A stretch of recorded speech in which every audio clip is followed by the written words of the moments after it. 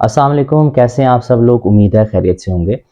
आज की इस वीडियो में हम जिस टॉपिक पे बात करेंगे वो टॉपिक है एज़ोस्पर्मिया का। सबसे पहले तो ये बात करते हैं कि एज़ोस्पर्मिया क्या होता है। एज़ोस्पर्मिया मर्दों की एक ख़ास बीमारी है जिसके अंदर होता ये है कि जो उनके जरासीम होते हैं या स्पर्म्स होते हैं या बच्चे पैदा करने वाले सेल्स होते हैं, उनका उनके क्वांटिटी या उनकी मिकदार जो है वो ज़ीरो हो जाती है। ये उनका जो सीमन एनालिसिस करवाते हैं या जरासीम का जो टेस्ट करवाते हैं उसमें ज़ीरो स्पर्म्स आ रहे होते हैं, जिसकी वजह से उनको मर्दाना बांझपन का सामना करना पड़ता है। एज़ोस्पर्मिया या ज़ीरो स्पर्म काउंट होने की क्या वजूहात हो सकती हैं? इसकी 3-4 मेजर वजूहात हैं, जिसमें पहली वजह तो ये होती है जिसको ऑब्स्ट्रक्टिव एज़ोस्पर्मिया कहा जाता है, यानी कि आपकी जो गोलियाँ हैं या टेस्टिस हैं, उसके अंदर स्पर्म की प्रोडक्शन तो नॉर्मल होती है, वो स्पर्म्स बिल्कुल ठीक बना रहे होते हैं, लेकिन आगे एक जगह पे कहीं पे आके रुकावट आ रही होती है जिसकी वजह से वो जो जरासीम हैं या स्पर्म्स हैं वो गोलियों से बाहर नहीं आ पाते, या इजैकुलेट की फॉर्म में वो जब आप सीमेन प्रोड्यूस करता है मेल तो उसके अंदर वो जरासीम या स्पर्म्स नहीं आ रहे होते। तो इस चीज़ को कहते हैं ऑब्स्ट्रक्टिव एज़ोस्पर्मिया। इसके अलावा और भी वजूहात होती हैं जिनको नॉन ऑब्स्ट्रक्टिव एज़ोस्पर्मिया कहते हैं, जिसमें होता ये है कि जो गोलियां हैं वो जरासीम बना ही नहीं रही होती। अब इसमें भी आगे दो किस्म की वजूहात होती हैं। एक वजह ये होती है कि जो गोलियों के अंदर जो हार्मोन्स हैं जिन्होंने उन स्पर्म्स को बनाना है, उन हार्मोन्स की कमी हुई हुई है। वो हार्मोन्स ही नहीं है जिस्म के अंदर, या हार्मोन की मिकदार इस हद तक कम हुई हुई है कि गोलियां जरासीम बना ही नहीं पा रही। और दूसरी वजह ये होती है कि गोलियों के अंदर ऐसे डिफेक्ट्स होते हैं या गोलियों के अंदर कुछ ऐसे चेंजेस आते हैं जिसकी वजह से वो गोलियां जरासीम बनाना छोड़ देती हैं। तो ये 3-4 मेजर कॉजेज हैं एज़ोस्पर्मिया के, जिनको हम ब्रॉडली क्लासिफाई करते हैं ऑब्स्ट्रक्टिव एज़ोस्पर्मिया में या नॉन ऑब्स्ट्रक्टिव एज़ोस्पर्मिया में। जिस तरह मैंने आपको बताया है कि ऑब्स्ट्रक्टिव एज़ोस्पर्मिया ऐसा है जिसमें गोलियां जरासीम तो बना रही हैं लेकिन रास्ते में कोई रुकावट है, वो जरासीम गोलियों से बाहर नहीं आ पा रहे। जबकि नॉन ऑब्स्ट्रक्टिव एज़ोस्पर्मिया एक ऐसी ऐसी किस्म है जिसके अंदर गोलियों के अंदर जरासीम ही नहीं बन पा रहे।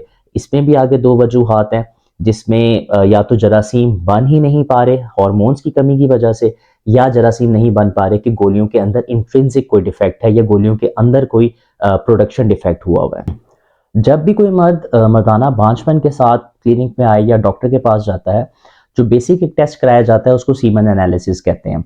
और सीमन एनालिसिस के ऊपर बेसिकली पता चलता है कि जो जरासीम हैं वो कम हैं, नहीं बन रहे, या बिल्कुल ज़ीरो हैं। तो अगर बिल्कुल ज़ीरो स्पर्म्स आ रहे हैं सीमन एनालिसिस के अंदर, तो उसका मतलब है कि उस पेशेंट को एज़ोस्पर्मिया है। तो इसके बाद आगे फिर मज़ीद एक सीरीज़ ऑफ टेस्ट की जाती है, जिससे हमें ये अंदाज़ा लगाया जा सकता है कि जो एज़ोस्पर्मिया है वो किस वजह से हो रहा है। तो इसमें जो इंपॉर्टेंट टेस्ट हैं जो करवाए जाते हैं, उसमें होता है कि हार्मोनल प्रोफाइल करवाई जाती है, जिसमें एफएसएच लेवल्स करवाए जाते हैं, एलएच लेवल्स करवाए जाते हैं, टेस्टोस्टेरोन लेवल्स करवाए जाते हैं। ये खून के सैंपल्स दिए जाते हैं। इसके अलावा गोलियों का अल्ट्रासाउंड कराया जाता है, जिसको स्क्रॉटल डॉपलर अल्ट्रासाउंड कहते हैं। इस अल्ट्रासाउंड में ये पता चलता है कि गोलियों का साइज़ कहीं छोटा तो नहीं हो गया, या गोलियों के अंदर ब्लड फ्लो जो है वो ठीक है या नहीं है, या गोलियों के आसपास जो खून की नालियां हैं वो फूल तो नहीं गई, जिसको वेरिकोसील कहा जाता है। इसके अलावा इन टेस्ट के अलावा और कुछ 2-3 टेस्ट कराए जाते हैं जिसको कहते हैं टेस्टिकुलर बायोप्सी। इसके भी मल्टीपल टाइप्स होते हैं टेस्टिकुलर बायोप्सी की। इसका जो मेन मकसद होता है या मेन जो मैकेनिज्म है टेस्टिकुलर बायोप्सी का, वो सिर्फ ये होता है कि नीडल डाल के टेस्टिस के अंदर से जरासीम को बाहर निकाला जाता है और देखा जाता है कि वाकई क्या टेस्टिस के अंदर जरासीम बन भी रहे हैं या नहीं बन रहे, ताकि ये डिफ्रेंशिएट किया जा सके कि ये रुकावट की वजह से जरासीम बाहर नहीं आ पा रहे या टेस्टिस के अंदर जरासीम बन ही नहीं रहे। एज़ोस्पर्मिया का इलाज डिपेंड करता है कि किस किस्म का एज़ोस्पर्मिया है। अगर तो ऑब्स्ट्रक्टिव एज़ोस्पर्मिया है, यानी कि जरासीम तो बन रहे हैं गोलियों के अंदर लेकिन रास्ते में कोई रुकावट आ रही है, तो कोशिश ये की जाती है कि ऑपरेशन के ज़रिए उस रुकावट को दूर किया जाए। इसमें बड़ा एक कॉमन प्रोसीजर किया जाता है जिसको वैज़ोएपिडिडीमोस्टमी कहते हैं। मैं उस प्रोसीजर की डिटेल में नहीं जाऊँगा, बस ये एक ऑपरेशन होता है जिसके ज़रिए उस रुकावट को खोल दिया जाता है। अगर कोई पेशेंट ये ऑपरेशन नहीं करवाना चाह रहा, तो उसमें दूसरी ऑप्शन फिर ये होती है कि इन पेशेंट्स को एआरटी ऑफर की जाती है, असिस्टेड रिप्रोडक्टिव टेक्निक्स।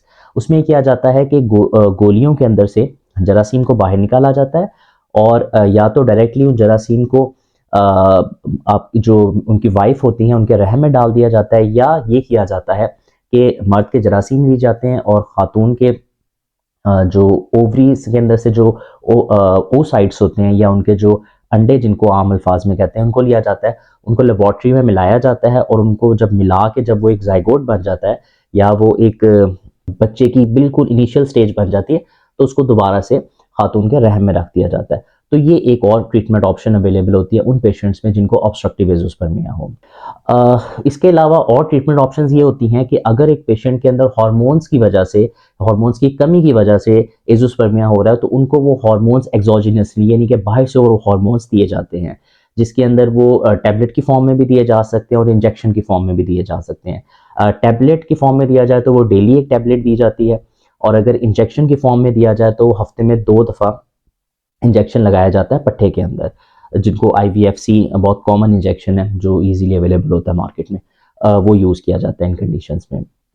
इसके अलावा अगर तो जो तीसरी हमने जो टाइप इसमें पहले डिस्कस की थी कि जिसके अंदर ये प्रॉब्लम है कि टेस्टिस के अंदर ताकत ही नहीं रही या टेस्टिकुलर फेलियर जिसको आम अल्फाज में कहा जाता है, टेस्टिकुलर फेलियर अगर हो गया, टेस्टिस के अंदर ताकत ही नहीं रही कि स्पर्म्स बनाए जा सकें, तो उसमें फिर ट्रीटमेंट काफ़ी डिफ़िकल्ट होती है। और इस वक्त अगर मुझसे पूछा जाए तो इस वक्त कोई ख़ास मेजर ट्रीटमेंट ऑप्शन अवेलेबल नहीं है उस कंडीशन के लिए।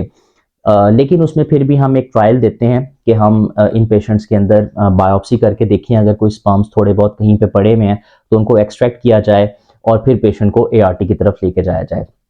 लेकिन मोस्ट ऑफ द टाइम्स इस टाइप ऑफ एज़ोस्पर्मिया की ट्रीटमेंट अवेलेबल नहीं होती। आज की वीडियो में बस इतना ही। उम्मीद है हमारी इस वीडियो से आपको कुछ फ़ायदा हुआ होगा। मिलते हैं अगली किसी वीडियो में नए टॉपिक के साथ। अपना ख्याल रखिएगा। अल्लाह हाफ़िज़। शुक्रिया।